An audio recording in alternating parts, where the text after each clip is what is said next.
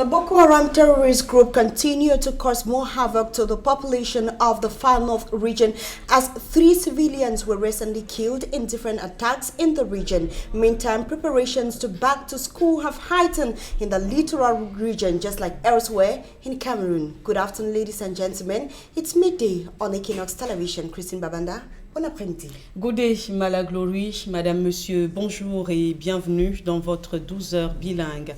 Dans l'actualité nationale de ce mercredi midi, championnat d'Afrique de volleyball senior dames, le Cameroun bat le Maroc 3-7-0 et file en demi-finale pour rencontrer ce mercredi 23 août le Kenya au Palais Polyvalent des Sports. Retour sur la victoire des Lions du volleyball avec Ike Cyril et Joël Essengi.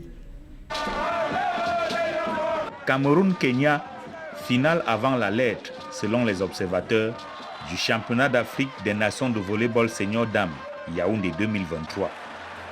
Mais les principales actrices de cette demi-finale, les Lions indomptables du Cameroun notamment, ne se mettent pas une pression particulière. Le match de demain, c'est un match comme tous les autres. On va rentrer dans ce match comme des guerrières avec sérénité et amour. Pour ces demi-finales, le Kenya s'est qualifié en battant le Nigeria 3-7-0. Le Cameroun a écarté le Maroc sur le même score, mais avec un peu plus de difficultés, notamment au deuxième set. Le match était très dur parce que le style du jeu du Maroc ne convient pas du tout à ce que nous on fait d'habitude. Et nous on a un style ou un jeu beaucoup plus physique normalement. Et on a fait la grave erreur de tomber un peu dans les pièges et d'essayer de jouer pareil qu'eux, qui a fait un match un peu compliqué. Face au Kenya en demi-finale, c'est un tout autre match. Il faudra éviter de reproduire les mêmes erreurs. Avec le Kenya, c'est notre discours parce que Kenya il joue physique, il joue beaucoup plus haut et je pense que ça convient beaucoup plus à notre style de jeu. Et je m'attends à un bon match demain, honnêtement. Le Cameroun vise pas moins qu'un 4e titre consécutif de champion d'Afrique. Pour cela, il faudra déjà surmonter l'obstacle Kenya aux demi-finales. Stéphanie Fotso apparaît comme un atout de taille dans la tanière. La Lionne a été élue MVP du quart de finale remporté face au Maroc. C'est une histoire effroyable qui sidère les habitants de Mbankomo dans le département de la Mefoué-Akono, région du centre du pays. Un octogénaire tue sa femme à l'aide de son fusil artisanal de chasse pour un motif qui reste encore à élucider. Les circonstances de ce crime odieux avec Rodrigue Ngassi et Marcelin Gonso. C'est dans les géants de la brigade territoriale de Bankomo que Onana Antoine Depadou, âgé de 79 ans, revoit le film de l'assassinat de sa concubine, la nommée Andela Catherine, la quarantaine sonnée. Tout est allé très vite, selon l'un des petits-fils du présumé assassin. C'était aux environs de 9 heures. Nous avons suivi les discussions entre le grand-père et la grand-mère. Subitement, un coup de feu. C'est d'où on se précipite à venir. On le croise, il avait déjà abattu et les petits-enfants de la maison étaient en débandade totale avec la peur. Quand on a voulu foncer vers lui, il a chargé son arme, nous demandait d'avancer si nous sommes forts. Et il s'est placé en route et dit « J'ai accompli ma mission et celui qui va s'amuser sera sur la liste ». Une fois l'irréparable commis, Anthony, comme on l'appelle, va prendre la poudre d'escampette avant d'être cueilli par la gendarmerie autour de 18 h. Donc lui, il était caché juste derrière la maison, il y a une maison en chantier. C'est donc comme ça qu'il appelle un de nos cousins que viens m'aider, je suis en brousse à m'évader, je vais partir. Quand le cousin lui dit que mais à une condition, tu me donnes d'abord l'âme. Il a remis l'âme au cousin. Quand il remet dans l'âme, il entre dans la maison. C'est comme ça que le cousin informe. Les gars ont bouclé, les hommes maintenus ont bouclé la maison. Onana Antoine Depadou dit avoir tiré à bout portant sur la mère de ses 2 enfants parce qu'elle le trompait avec le locataire qui occupe cette chambre. Une autre source qui a requis l'anonymat affirme plutôt que le meurtrier, pédophile réputé au village Elik Onambani, entretenait des relations coupables avec l'une des filles de la victime. Cette dernière ayant aménagé avec lui il y a 7 ans, alors qu'elle avait déjà 3 enfants, auxquels il faut ajouter les 2 autres issus de ce concubinage, qui vient ainsi de se terminer dans le sang. Le présumé assassin médite son sort dans les geôles de la brigade de gendarmerie de Bankomo pendant qu'ici au village Elik Onambani, les populations s'interrogent. Qu'est-ce qui a pu bien se passer? Pourquoi on en arrive là? Des interrogations qui à coup sûr trouveront des éléments de réponse au terme des enquêtes qui ont été ouvertes. Ici Rodrigue Ngassi, Marcelin Gansop, Equinox Télévision. Merci Marcelin Gansop pour toutes ces précisions et ce bras de fer qui ternit l'image du Centre d'édition et de production pour l'enseignement et la recherche. Déboutée par une décision de justice, la coordinatrice du CEPER refuse de quitter les locaux et continue de faire le pied de grue. Élisée Pogba et Ben Christy Moudio se sont rendus sur place.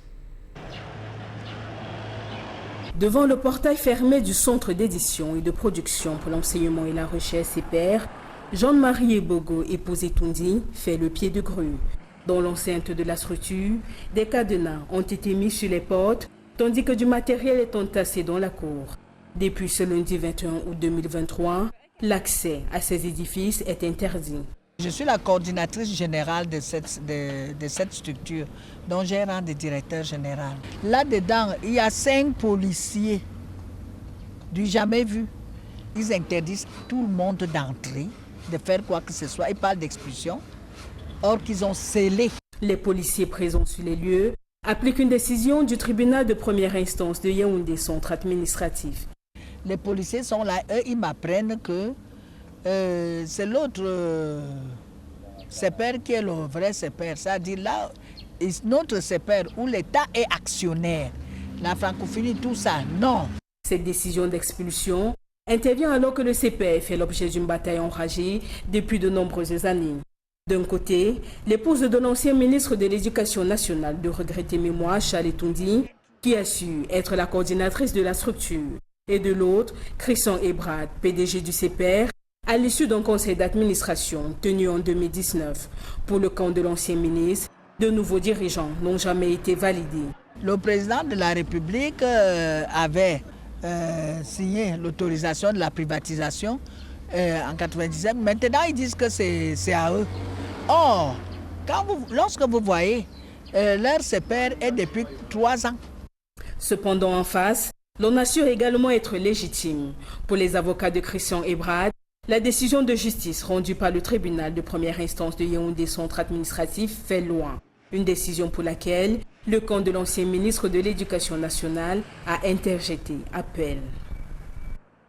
Dans la météo économique camerounaise, la COBAC aurait-elle retiré son agrément à la Banque des petites et moyennes entreprises? Alors que des sources crédibles confirment cette information, la directrice générale de cette institution bancaire botte en touche ces révélations. Le point avec Dallas Tiana et Achille Kamga. L'information révélée par le site d'information Ecomatin agite les milieux de la PME au Cameroun. Selon le média en ligne spécialisé sur les questions économiques, l'agrément de la directrice générale de la Banque camerounaise des petites et moyennes entreprises lui a été retiré par la commission bancaire de l'Afrique centrale. À lire les révélations d'Ecomatin, la COBAC reproche à la DG de la BCPME des fautes de gouvernance et manquements graves aux textes relatifs à la lutte contre le blanchiment des capitaux et le financement du terrorisme. Toujours selon le site d'information, Agnès Ndoumbe Mandeng dit n'avoir jamais été notifié d'une telle sanction. Une source interne à la structure nous confie que la DG ne souhaite s'exprimer sur le sujet.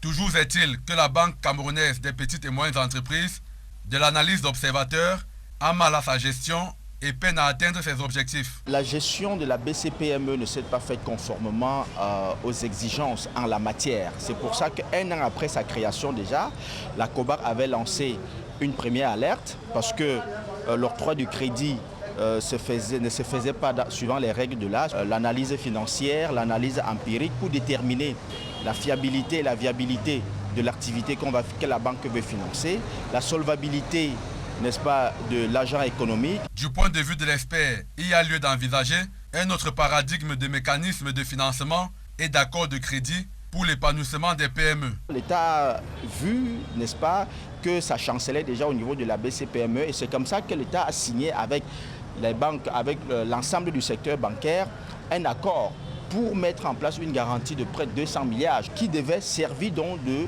de garantie pour les petites et moyennes entreprises et leur donner un accès facile au crédit. La Banque camerounaise des petites et moyennes entreprises, qui a été annoncée en 2011 par le chef de l'État, a ouvert ses guichets en juillet 2015 avec pour slogan « L'accès au financement des PME n'est plus un rêve ». Coup de projecteur à présent sur la rentrée scolaire 2023 à 2024. Les frais de scolarité souvent élevés dans certains établissements scolaires donnent des convulsions aux parents à chaque début de rentrée. Pourquoi cette disparité? La Fleur, signée Dallas Diana et Emos Fongo, tente de répondre à cette question. À chaque veille de rentrée scolaire, il se pose l'épineux problème des frais de scolarité. Si certains établissements proposent des montants au-dessus de la bourse de nombreux parents, un constat est clair, celui des frais de scolarité à deux vitesses, notamment du côté des établissements privés. Une situation imputable selon Luc Nyomok, syndicaliste à l'État, qui a abandonné ce secteur. L'État s'est refusé de financer l'école. Il a donc fait appel aux opérateurs privés et qui chacun vient avec l'esprit de se faire son affaire. Donc l'État aujourd'hui qui ne finance pas ne peut pas de l'autre côté fixer les taux de scolarité. Parce que lorsqu'il va les fixer, on va lui demander de payer. Une disparité qui n'est pas seulement propre aux établissements privés. Selon le syndicaliste, le phénomène est aussi observable dans les établissements publics. Et même l'enseignement public, ce n'est pas l'homogénéité, ce n'est pas l'harmonie au niveau des taux. Si on peut appeler abusivement là-bas les taux de scolarité, dans l'établissement public, on ne devrait même pas parler de ça. Et là aussi, ce n'est pas l'harmonie. Il y va de la volonté du chef d'établissement. Une situation qui laisse les parents à la merci du bon vouloir des directeurs d'établissement. Aujourd'hui, ce n'est pas le premier parent qui peut mettre son enfant dans les enseignements privés. Il faut se saigner pour pouvoir mettre son enfant à l'école privée. Mais les parents, ils sont obligés parce que là-bas, il y a quand même un peu de sérieux, un peu de la formation qu'on ne retrouve pas toujours à l'état actuel dans les examens publics. L'éducation est primordiale pour un État. Une harmonisation des frais de scolarité allègerait sans doute la tâche aux parents, déjà préoccupés par d'autres responsabilités, notamment l'achat des fournitures scolaires.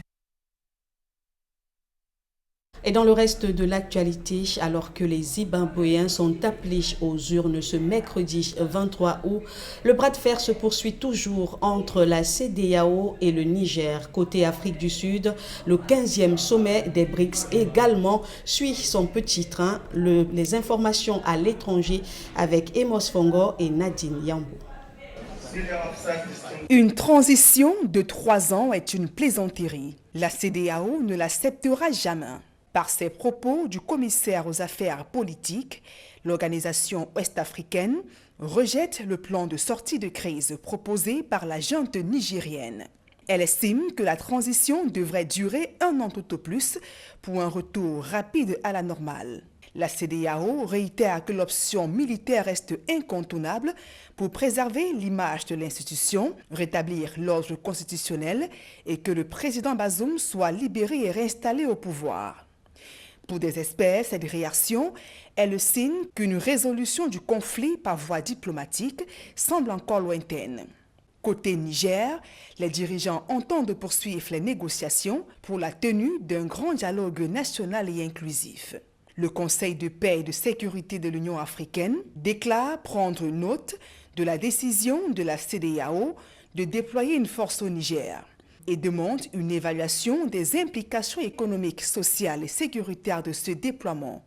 Le CPS décide par ailleurs de suspendre le pays jusqu'au rétablissement effectif de l'ordre constitutionnel.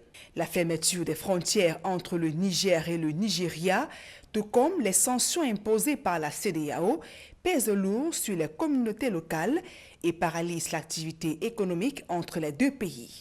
En Afrique du Sud, au cœur de Johannesburg s'est ouvert le 15e sommet des BRICS sous le thème « BRICS et Afrique ». Une 50aine de chefs d'État, amis des BRICS, prennent part aux travaux qui vont durer 3 jours. L'élargissement du groupe à de nouveaux pays est l'un des enjeux majeurs. Plusieurs nations ont d'ailleurs exprimé leur désir de rejoindre le bloc, notamment l'Algérie, l'Égypte et l'Éthiopie. Les participants à ce sommet se penche également sur une mise en circulation prochaine d'une monnaie commune. Le sommet des BRICS est le premier rassemblement en présentiel depuis la pandémie de coronavirus.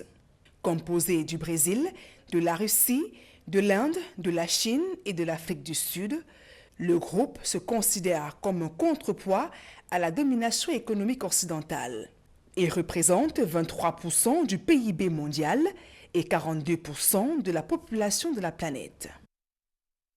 C'est avec ce clin d'œil à l'international que la première partie de votre journal rentre en gare. La seconde partie en langue anglaise, c'est avec vous, Mala Glory. Once more, good day. Good day to you, Christine Babanda. Ladies and gentlemen, good day and thanks for joining us for the second part of the news.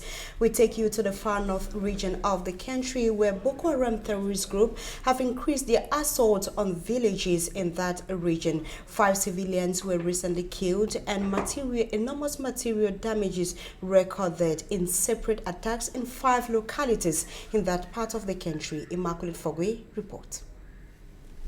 Boko Haram fighters continue to cause havoc in several localities in the far north region of Cameroon.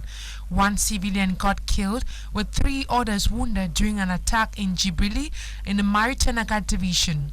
Among the 3 wounded victims, 2 are members of the vigilante committee. 2 persons got kidnapped from the said village. The fighters equally stormed Ile Alifa village in the Logun and Shari division in the far north region. Reports say 4 of the rebels got neutralized by the military, while 4 others escaped, leaving behind their guns and bullets. The rebels equally stormed the Kolofata market, vandalizing shops. According to sources, no life was lost. In a related story, the fighters broke into some houses in Modoko. During the attack, they made away with several properties belonging to their victims. It should be recalled that one of the most deadly attacks that took place on the 28th of April 2023 forced over 950 families to leave Zelevet and Karawa villages to seek refuge in Mozogo. According to reports made by Humanity Purpose, over 300 houses and tens of motorcycles have been burnt down in both villages. Persons living in the far north region are imploring the authorities to enforce security in their localities in order to ensure their safety.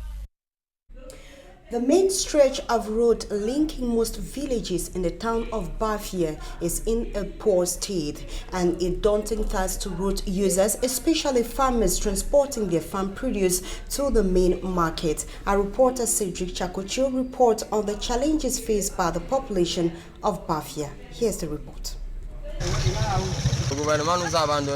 It is a real nightmare lived by the population of Bafia in the Baminubu division.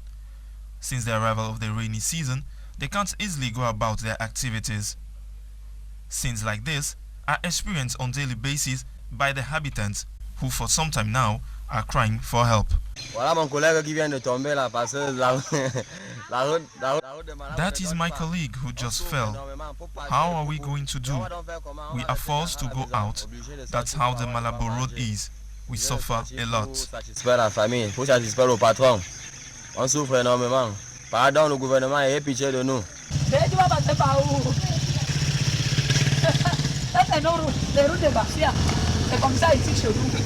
They are calling on the Ministry of Public Works, who had once promised to rehabilitate the road. Depuis des années, nos grands producteurs de cacao dans cette région, mais regardez comment nous souffrons pour évacuer nos produits. Regardez, une pluie de 2 heures de temps et on pousse ainsi. We know when it is like this, they should leave us go through. But we are suffering and giving them money, but we don't know where it goes. In addition to facilitate communication between many other villages in Bafia, this strategic highway also makes it possible to connect the Gorera ferry on the district of Goa in Bam and Kim.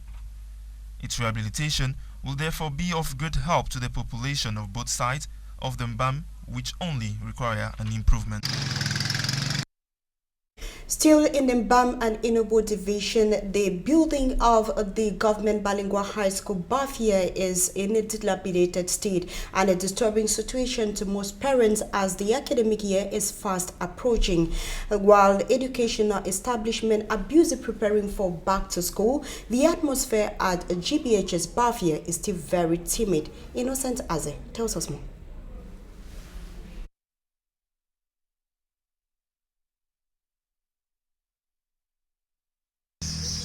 2 weeks to back to school in Cameroon, Government's Bilingual High School Bafia in the Mbaman Inobo division of the Central Region presents no welcoming sign to parents and students for the 2023-2024 academic year. Classrooms are roofless and hostile, as well as the school environment. Parents are already disturbed by what they see. Nos enfants qui iront dans les salles de classe dans bientôt. Will our children be registered to study in classrooms without roofs and benches, or they will be sent to another establishment? I can't understand that few weeks to resumption, the school is this unfriendly, and again in the rainy season.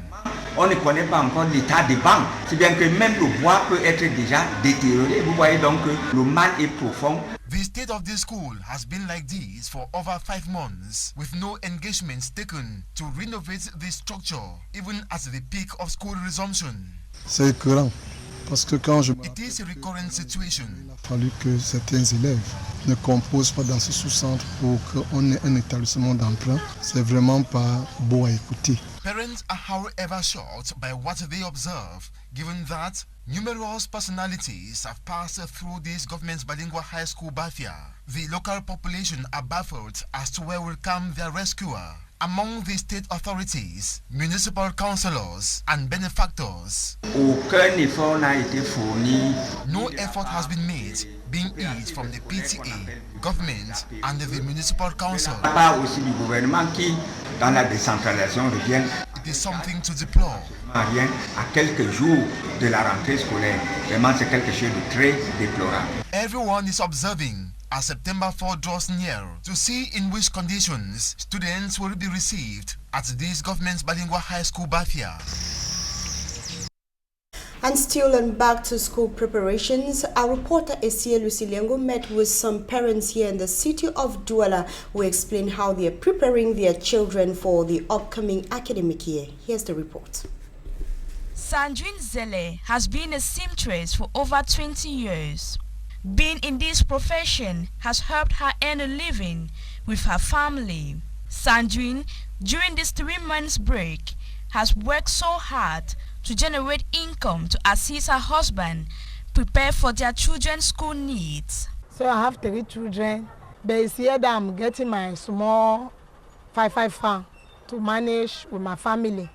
So as they give 3 months, I gather a bit 500, 1,000, 3,000, 2,000 a day to try to support my husband, to send children to school. She says so far it has not been easy having 2 children in a public school and 1 in a private school. 2 is in government school, 1 in private. So we need at least around 250 to 300,000 for school fees. But for them we're already set, and it's only uniform that is already there because I'm a seamstress.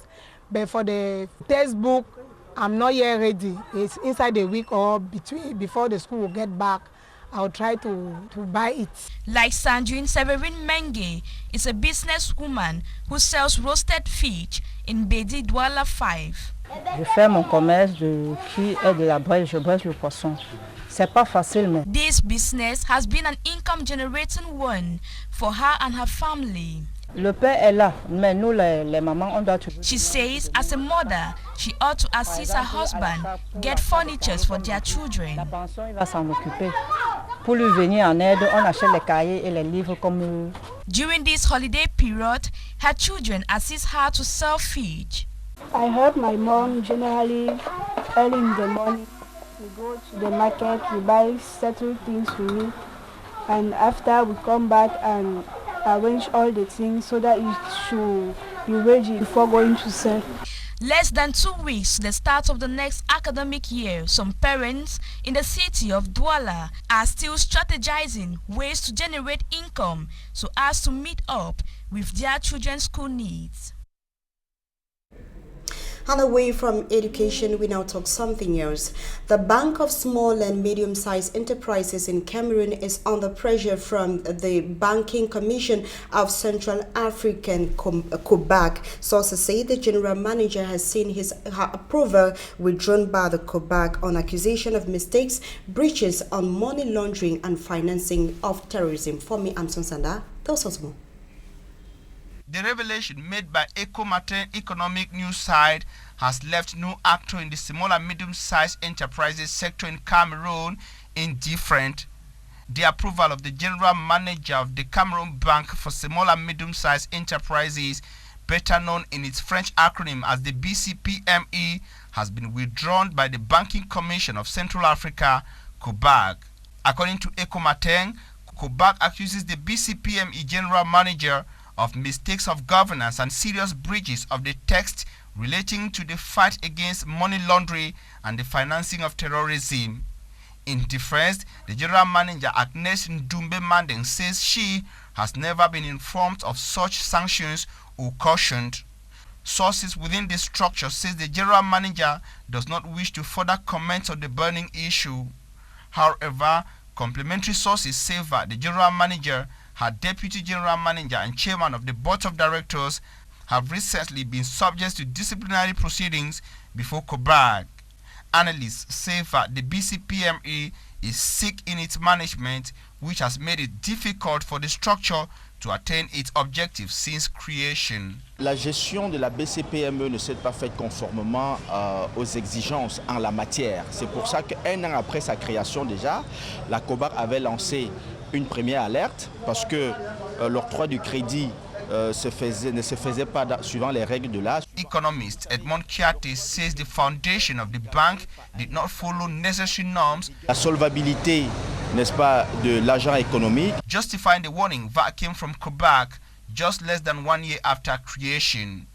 He thinks the government of Cameroon needs to consider the employment of older paradigms and financing mechanisms to bail out small and medium-sized enterprises in the country. 10 years after its creation in 2014, the BCPME is still struggling to meet its prime objectives, which included, among others, providing financial support to business promoters as well as facilitating their activities through the provision of short and medium-term loans. And that is how you saw it on today's Bilingual Newscast on Equinox Television. We shall be back tomorrow same time for another edition. Till then, stay with us for more programs on Equinox Television. Christine Babanda, bonne journée à vous. Do have a nice day, Shimala Glory. Madame, Monsieur, c'est la fin de ce journal. Merci de votre fidélité, de votre confiance. Belle suite de programmes sur Equinox Télévision, la chaîne du peuple.